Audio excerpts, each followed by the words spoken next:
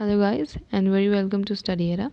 So today our topic is about problem of reparations. Reparation मैंने आपको पहले बताया था जो वॉर इंडेमनिटी डिफीटेड कंट्रीज़ के थ्रू पे करना था मेनली जर्मनी। तो यहाँ पे क्या है एक्चुअली हम यहाँ पे रिपरेशन की जो अमाउंट थी मतलब कितना अमाउंट जर्मनी या डिफीटेड कंट्रीज़ को एक्चुअली जर्मनी को लेके चलिए क्योंकि सारी जो खुलनेस थी वो जर्मनी के साथ थी। तो जर्मनी को कितना पे करना है वो अमाउंट फिक्स नहीं हो पा रहा था। So that was the problem और इसीलिए बहुत सारे प्लान्स और बहुत सारी कमीशंस रखी गई लेकिन तब भी जो अमाउंट था वो फिक्स नहीं हो पा रहा था कि कितना एक्चुअली लेना है। तो यही प्रॉब्लम कुछ रिपरेशन के साथ चल रही थी और जैसे कि सब लोग थे कि पेरिस पीस कॉन्फ्रेंस और लीग ऑफ नेशंस से बहुत सारी उम्मीदें लगा के बैठे थे लेकिन उसने कुछ भी नहीं कर पाया। ठीक है, अभी इस पे ज़्यादा कुछ डिस्कस करने वाला नहीं है क्योंकि रिपरेशन के साथ प्रॉब्लम यही थी कि जो जितने भी अलाइड पार्ट्स थे वो पूरी तरह से जर्मनी को खाली करने में लगे हुए थे। वो चाह रहे थे कि कितना ज़्यादा हम जर्मनी से ले पाएँ। ठीक है, सबके अपनी अपनी अलग अलग वजह थी। कोई किसी वजह से ले रहा था, कोई जर्मनी को दोबारा ना उठने के लिए उसको पूरी तरह से बर्बाद करना चाह रहा था, कोई अपने लोन्स को चुकाने के लिए जर्मनी का पैसा यूज़ करना चाह रहा था। तो सबके अपने अपने रीजंस थे जिसकी वजह से ये रिपरेशन का अमाउंट फिक्स नहीं हो पा रहा था। कोई कह रहा था नहीं इतने, कोई कह रहा था नहीं इससे ज़्यादा। तो यही प्रॉब्लम चल रही थी जिसकी वजह से आज जो हम पढ़ेंगे दो मेन प्लान्स पढ़ेंगे, the Dawes plan and Young plan, जिसके थ्रू रिपरेशन का अमाउंट फिक्स किया गया। अब देखिए यहाँ पे बात आती है फ्रेंच ऑक्यूपेशन ऑफ रूर की। ये भी एक हेडिंग मिल जाएगी आपको चैप्टर में। ठीक है, तो देखिए जो ट्रीटी ऑफ वर्साइलेस हुई थी उसके थ्रू जर्मनी पे बहुत ज़्यादा हाई अमाउंट ऑफ रिपरेशन जो है फिक्स किया गया था। ठीक है, लेकिन जर्मनी को लगा कि वो इंस्टॉलमेंट्स ऐसे एनुअल इंस्टॉलमेंट में पे नहीं कर पा रहा है, इसलिए उसने कहा कि हमें इसमें थोड़ा रिलैक्सेशन दिया जाए। जो टर्म्स एंड कंडीशंस हैं ट्रीटी ऑफ वर्साइलेस की और जो वॉर इंडेमनिटी है उसमें थोड़ा रिलैक्सेशन दिया जाए। इंग्लैंड पूरी तरह से इस बात के सपोर्ट में था, वो जर्मनी के सपोर्ट करना चाह रहा था क्योंकि वो अपने ट्रेड रिलेशंस जर्मनी के साथ अच्छा करना चाह रहा था। लेकिन फ्रांस जो था उसने पूरी तरह से जर्मनी की ये जो डिमांड थी रिलैक्सेशन की उसको पूरी तरह से अपोज कर दिया। क्योंकि इसके देखिए बहुत सारे रीजंस हैं। पहला रीज़न ये था कि जो फ्रांस था वो उसने बहुत सारे फॉरेन कंट्रीज से लोन ले रखे थे। ठीक है, अपने मतलब फ्रांस को फुलफ़िल करने के लिए अब उसने बहुत सारे फॉरेन कंट्रीज़ से लोन ले रखे थे जिसे चुकाने के लिए वो सोच रहा था कि जर्मनी का पैसा यूज़ किया जाए क्योंकि उनके खुद के पास उतना पैसा नहीं था कि वो जितना लोन उन्होंने लिया है वो उसे पे कर सके। तो वो सोच रहा था कि जर्मनी अगर रेगुलरली पे करेगा वॉर इंडेमनिटी तो वो उसी से जो है अपने लोन्स चुकता कर देगा। लेकिन जर्मन्स ऐसा नहीं कर पा रहे थे क्योंकि उनके पास उतना कुछ बचा ही नहीं था कि वो एनुअल इंस्टॉलमेंट भी भर सके जितना पेमेंट उन पे लगाया जा रहा था। और इसीलिए वो पूरी तरह से जो है बिटरली अपोज कर रहा था इन डिमांड्स को जर्मनी की।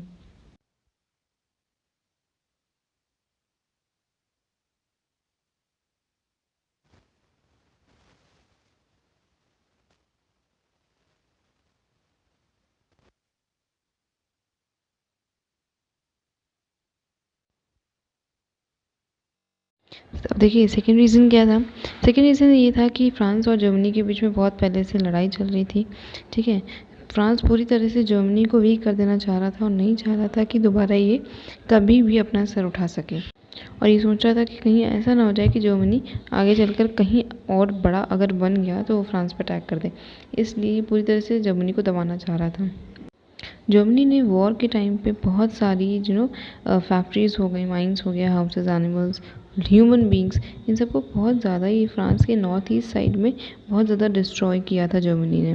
तो जो फ्रांस है वो उसकी दिल से इच्छा थी कि वो पूरा रिवेंज ले जर्मनी से। और फ्रांस जो था वो जर्मनी के प्रति जो अलाइड पार्ट्स जो सिंपथी एटीट्यूड दिखा रहे थे, सिंपथेटिक एटीट्यूड जो दिखा रहे थे, तो वो उन्हें पसंद नहीं आ रहा था उस फ्रांस को। ठीक है, वो बिल्कुल भी सेटिस्फाइड नहीं था और इसीलिए जो है फ्रांस जो है वो बहुत ज़्यादा मतलब वो सोच रहा था कि क्या करें ऐसा जो जर्मनी से हम रिपरेशंस ले सके कंटिन्यूसली। और इसीलिए उसने क्या किया, उसने किसी की चिंता नहीं की। वो ये सोच रहा था कि कहीं ऐसा ना हो कि जर्मनी जो है फ्री हो जाए इन सब कंडीशन से, इन सब रिपरेशन से। तो उसने क्या किया, किसी की भी चिंता करे बिना उसने रूर जो है उस प्रोविंस है उसने बेल्जियम और इटली के साथ मिलकर रूर पे अटैक कर दिया। ठीक है, ये बहुत ही एक जर्मनी की एक इंडस्ट्रियल प्रोविंस था, बहुत ही फेमस था इंडस्ट्रियल प्रोविंस, तो वहाँ पे अटैक कर दिया। ठीक है, वहाँ पे जितने लिविंग जो लोग थे वो बहुत ज़्यादा उन्होंने अपोज़ किया इस चीज़ को, लेकिन उसने किसी की केयर नहीं की और वो अंदर घुसता चला गया। नॉन कॉपरेशन मूवमेंट भी उस टाइम लोगों ने फ्रांस के अगेंस्ट चालू किया, लेकिन उसने किसी की चिंता नहीं की। उसने फैक्ट्रीज़ में, माइंस में जितने वर्कर्स थे वो सब स्ट्राइक देने लगे, जो वहाँ रोहर के जो मेंबर्स थे। लेकिन फ्रांस ने क्या किया, फ्रांस ने अपनी तरफ से जो है अपने लेबर्स को बुलाकर जो वर्कर्स इंडस्ट्रीज़ थी वहाँ पे काम कराना चालू कर दिया। तो और ये जो स्टेप था इसे बहुत सारी कंट्रीज़ ने बहुत ज़्यादा अपोज किया। ठीक है, स्पेशली इंग्लैंड ने, जिसकी वजह से फ्रांस जो है पूरी तरह से सक्सेस नहीं अचीव कर पाया। और इन सब कंडीशंस के चलते प्राइम मिनिस्टर जो थे वहाँ के फ्रांस के, पॉइनकेयर, उनको रिज़ाइन करना पड़ा 1924 में। पॉइनकेयर के बाद हेरोइट करके एक लीडर आए, ठीक है, जिन्होंने बोला कि जो है जर्मनी के साथ हम अच्छे रिलेशंस बनाना चाहते हैं, और इसीलिए उसने पुराने रिलेशंस को कंटिन्यू किया। उसने गुड रिलेशंस बनाए इंग्लैंड के साथ, और बहुत ही लिबरली बिहेव किया जर्मनी के साथ भी, ताकि फ्रांस की सिक्योरिटी बनी रहे। और उसने रोहर से भी फ्रेंच आर्मी को हटा दिया, और नॉन कॉर्पोरेशन मूवमेंट जो चल रहा था फ्रांस और रोहर और जर्मनी में, वहाँ उसने ख़त्म करने में मदद की। और बाद में दावोस प्लान और यंग प्लान बनाए गए इस प्रॉब्लम को सॉल्व करने के लिए। मीन्स किस प्रॉब्लम को, ये रेपरेशन के प्रॉब्लम को। 1924 में एक कमेटी बनाई गई, जिसमें अमेरिका था, ब्रिटेन था, फ्रांस था, बेल्जियम था, इटली था। ठीक है, तो यहाँ पे जो इसके चेयरमैन थे वो O.G. दावोस थे। तो इनके ही नाम पे ये जो है प्लान बनाया गया था, ये कमेटी बिठाई गई थी। इसके प्रपोजल्स क्या थे, देखिए। पहला प्रपोजल था कि जो फाइनेंशियल इकोनॉमिक सोवर्निटी है जर्मनी की, उसको वापस कर देना चाहिए। अब देखिए उन्होंने क्या किया, उन्होंने कहा कि एक नई करेंसी को इशू करना चाहिए, जिसका नाम होगा रिच मार्क। ठीक है, रिच मार्क नई करेंसी होगी, और जिसे जो है इशू करने का जो राइट होगा वो सेंट्रल बैंक ऑफ इशू के पास रहेगा। वो जो कमेटी बनाई गई एक उसको ऑर्गेनाइज करने के लिए, कंट्रोल करने के लिए बैंक को, उसमें 6 मेंबर्स होंगे। ठीक है, 6 मेंबर्स जो हैं वो जर्मन और फॉरेन्स दोनों को ही मिलाकर होंगे उसमें। अब जो कैपिटल था उस बैंक में, उसमें कितना भरा गया, ठीक है, दैट वाज 40 मिलियन। जो कैपिटल बैंक में लगाया गया वो था 40 मिलियन गोल्ड मार्क्स।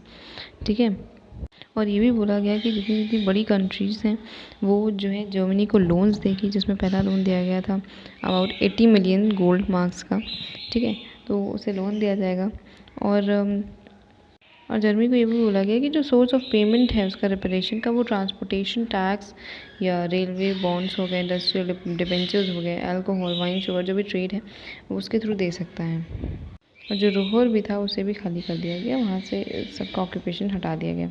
ये दावोस प्लान में इतना ज़्यादा तो फेमस नहीं हो पाया, बट फिर भी इसका बहुत लोगों ने वेलकम किया, क्योंकि इसने काफ़ी हद तक, मतलब लीग ऑफ नेशन और पेरिस पीस कॉन्फ्रेंस के हिसाब से उसकी कंपैरेटिवली बहुत कुछ सही कर दिया था।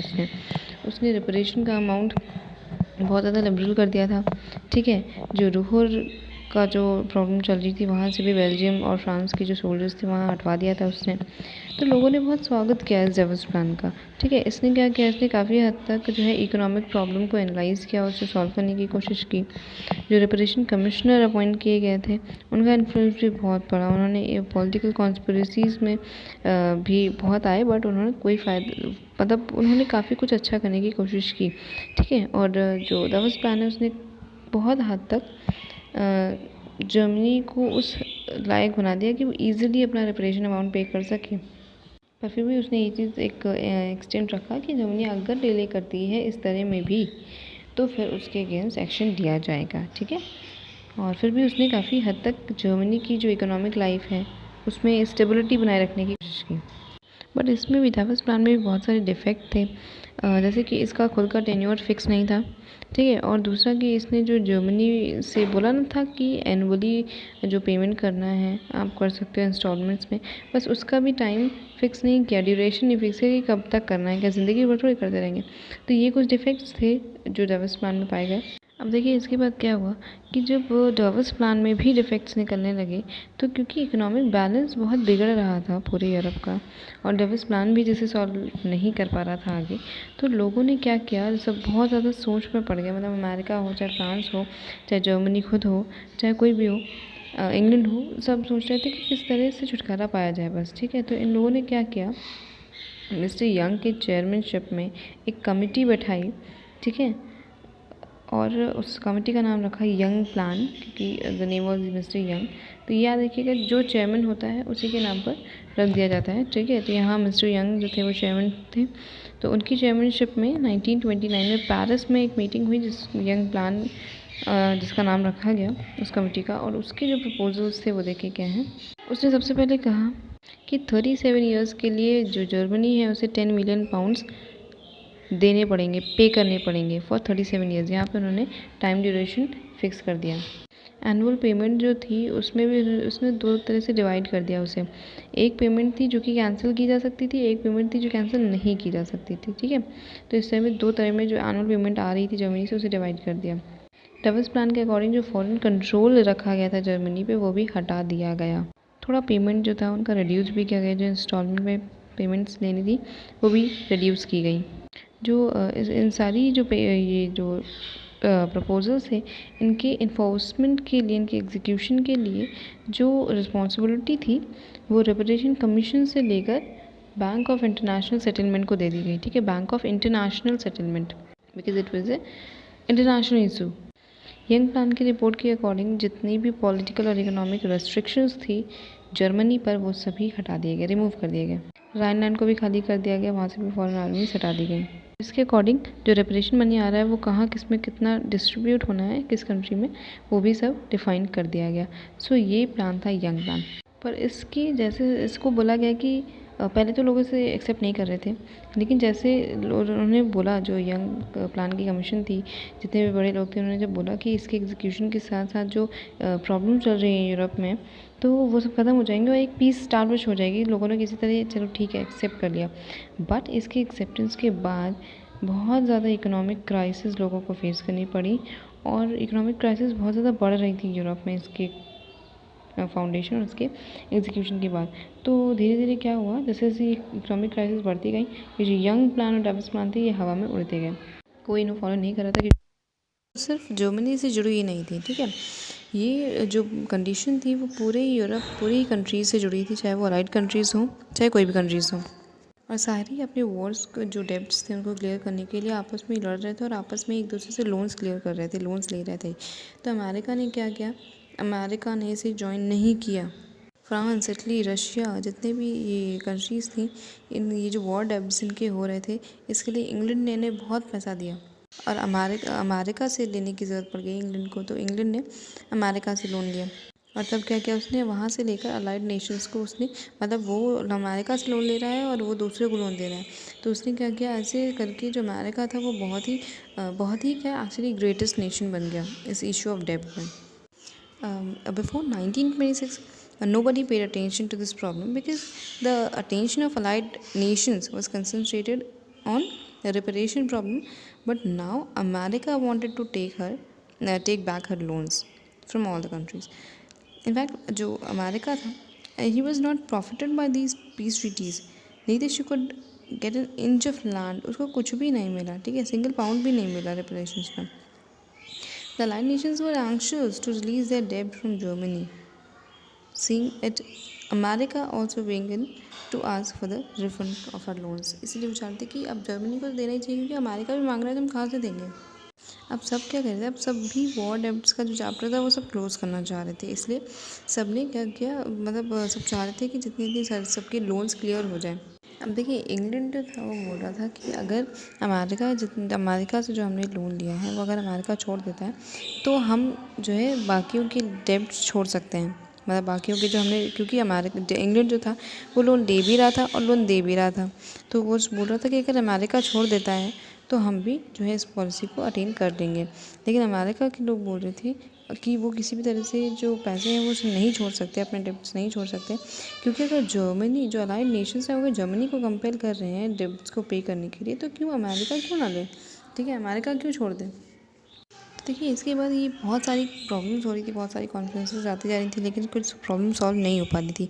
ऐसे ही लॉसन कॉन्फ्रेंस भी आई, लेकिन उसने भी कुछ प्रॉब्लम सॉल्व नहीं कर पाया, क्योंकि जर्मनी उस हालत में नहीं था कि वो रिपेरेशन अमाउंट पे कर सके। जो लॉसन कॉन्फ्रेंस थी उसने 144 रिड्यूस कर दिया था। कॉन्फ्रेंस ने जो भी रिपेरेशन अमाउंट फिक्स किया था उसका 1/44 उसने रिड्यूस कर दिया था, लेकिन तब भी जो है जर्मनी उस कंडीशन में नहीं था कि वो रिपरेशन अमाउंट पे कर पाए, इसलिए वो भी एक तरह से फेल हो गई। तो ये प्रॉब्लम्स चलती ही जा रही थी। जो अलाइड नेशंस थे वो बहुत ज़्यादा एक्सपेक्ट कर रहे थे कि हमें बहुत ज़्यादा अमाउंट मिलेगा, बहुत ज़्यादा अमाउंट मिलेगा, लेकिन एक सब कुछ स्मोक हो गया, बिल्कुल नहीं मिल पाया उन्हें कुछ भी। तो ऐसे ही चलते चलते नॉर्मली ये जो प्रॉब्लम्स थी एक्चुअली ये सॉल्व कोई नहीं कर पाया, ये अपने आप सॉल्व हुई जाकर 1932 to 34 तक। तो ये जो लॉसन कॉन्फ्रेंस थी ये भी अपने आप में पोस्टपोन होती चली गई इंडेफिनाइट पीरियड तक। ठीक है, तो this was your chapter problem of reparation. इसमें से मेनली यंग प्लान और डाविस प्लान ही आएगा, जो आई होप आपको समझ में आ गया होगा। तो वो अच्छे से प्रिपेयर कर लीजिएगा अगर आपका एग्ज़ाम है तो।